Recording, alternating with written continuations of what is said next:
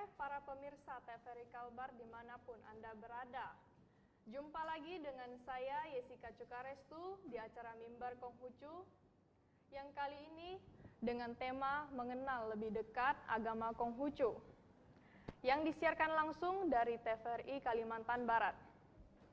Pemirsa, tak kenal maka tak sayang maka tak cinta. Demikianlah pepatah mengatakan. Oleh karena itu, untuk mengenal lebih jelas agama Konghucu, mari kita tanyakan langsung kepada narasumber kita, Bapak BSCSH, yang kini telah hadir di tengah-tengah kita. Selamat sore, Pak Suryanto. Selamat sore. Bagaimana kabarnya, Pak? Kabar baik. Wei Te Tung Tien. Sian Wita.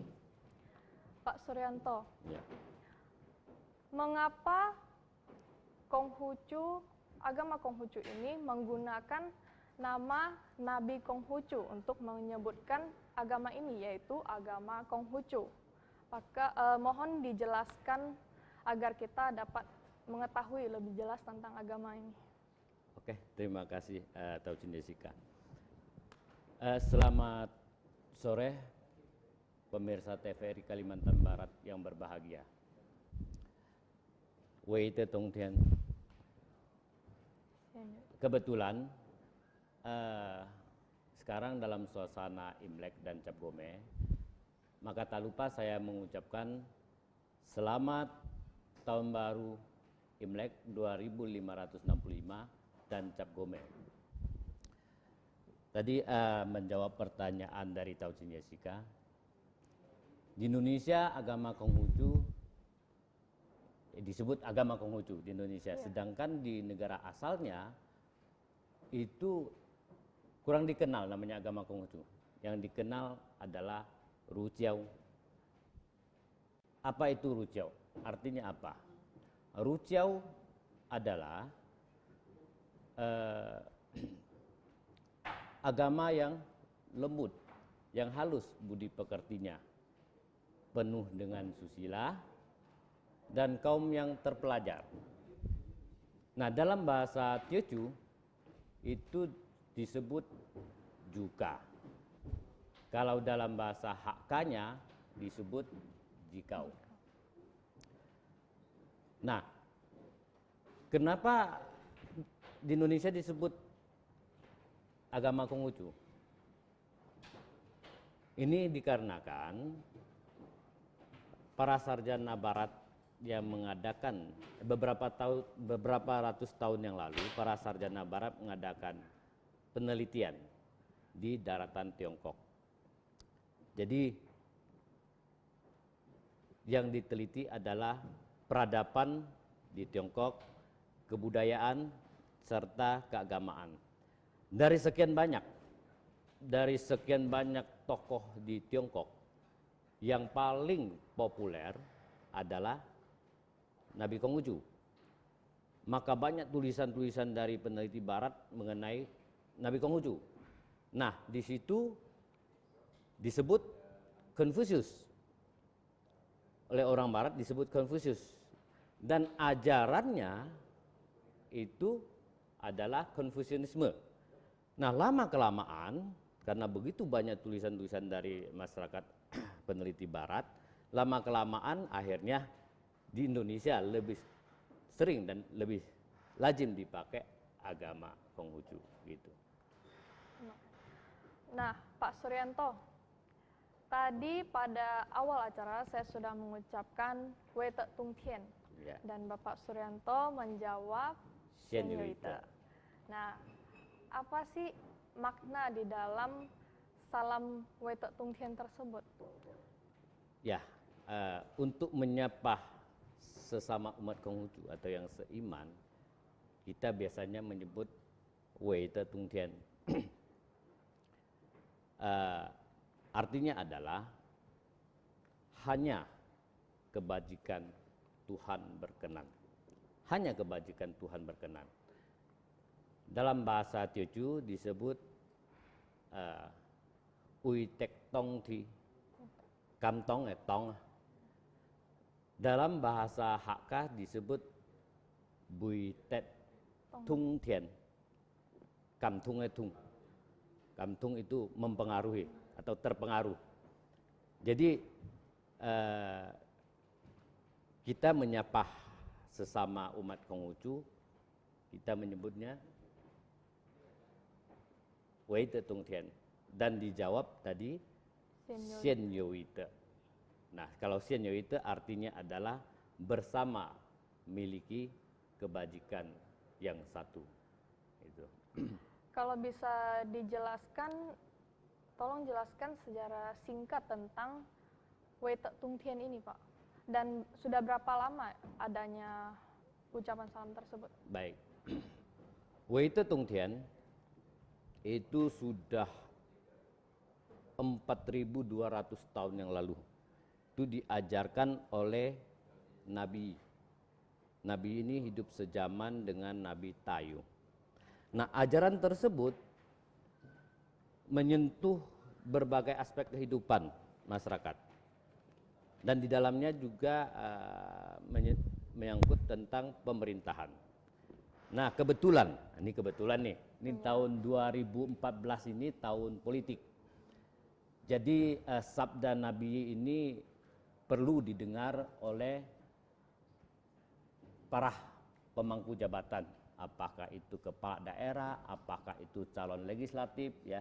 Ini sangat bermanfaat bagi orang-orang yang mempunyai kedudukan di pemerintahan dalam melaksanakan tugasnya sehari-hari.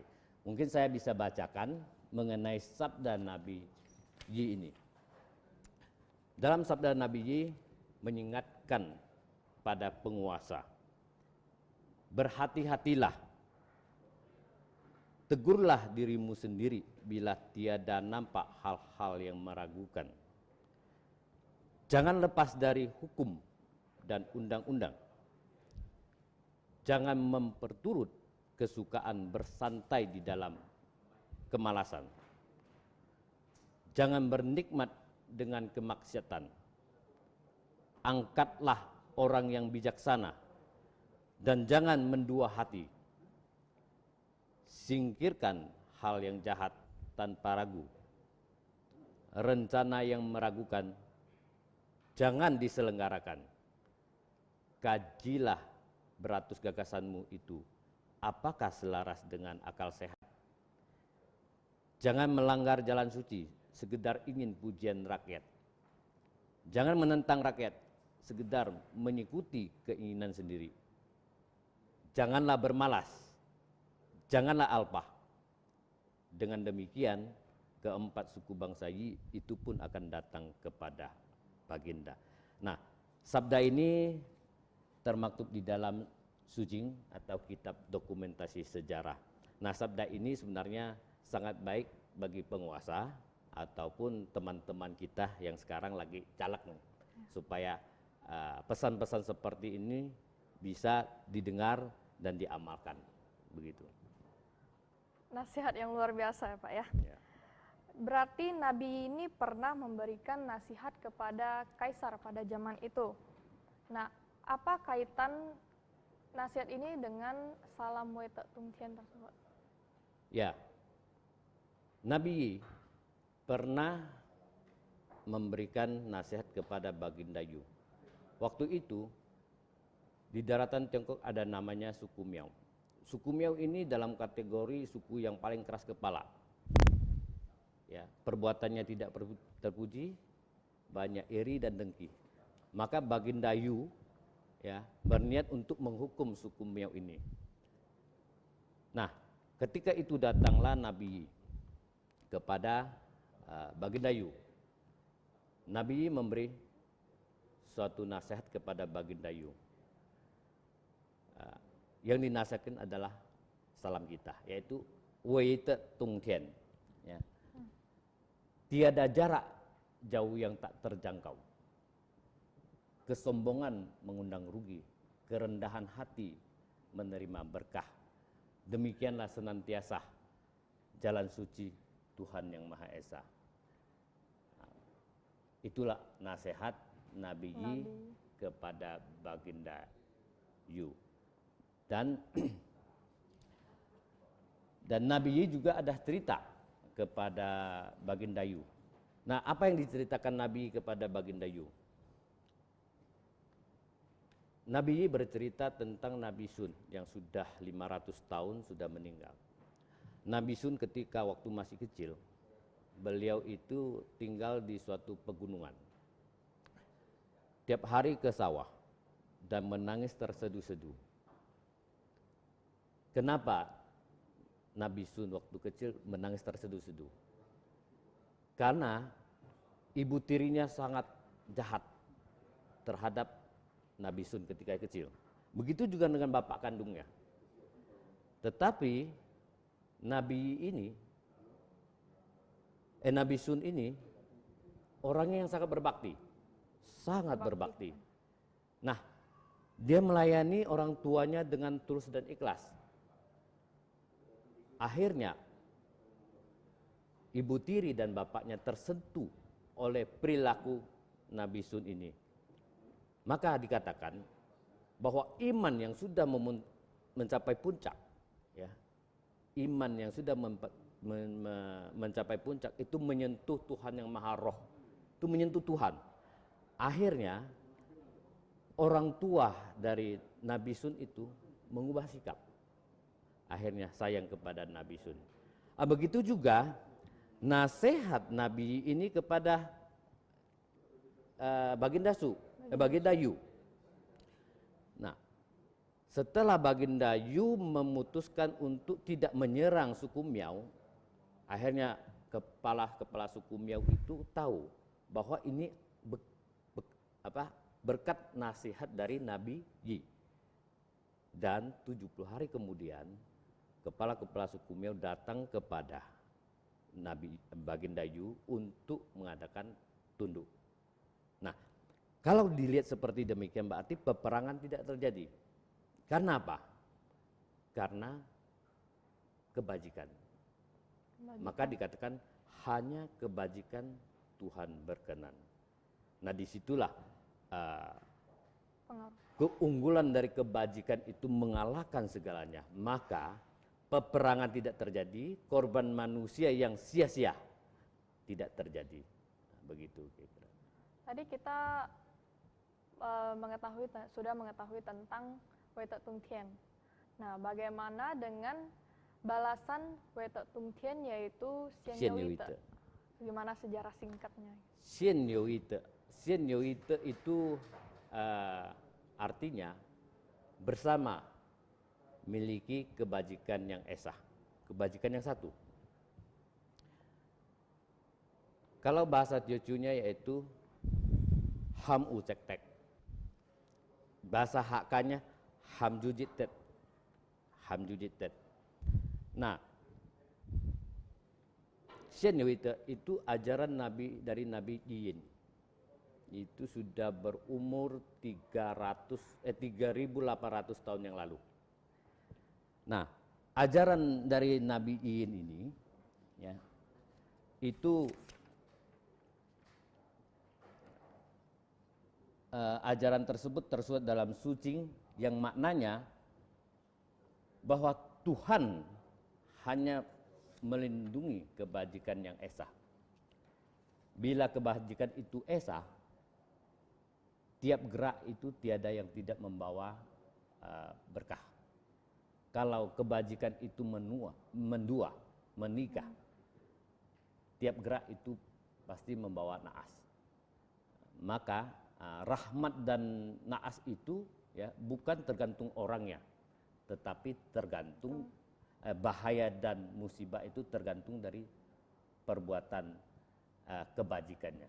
Kalau dia berbuat baik, ya, naas dan bahaya itu akan tersingkir. Tapi dia, siapapun yang berbuat baik, rahmat dan keberuntungan akan datang kepada yang berbuat baik gitu. Pak Suryanto, tadi ketika mengucapkan Wei Tek Tung Tien, tangan kita seperti ini. Ya. Dan yang kita ketahui semua umat Konghucu ketika mengucapkan salam ini, tangannya akan seperti ini. Betul. Dan apa sih makna yang terkandung di dalamnya? Mengapa harus seperti ini?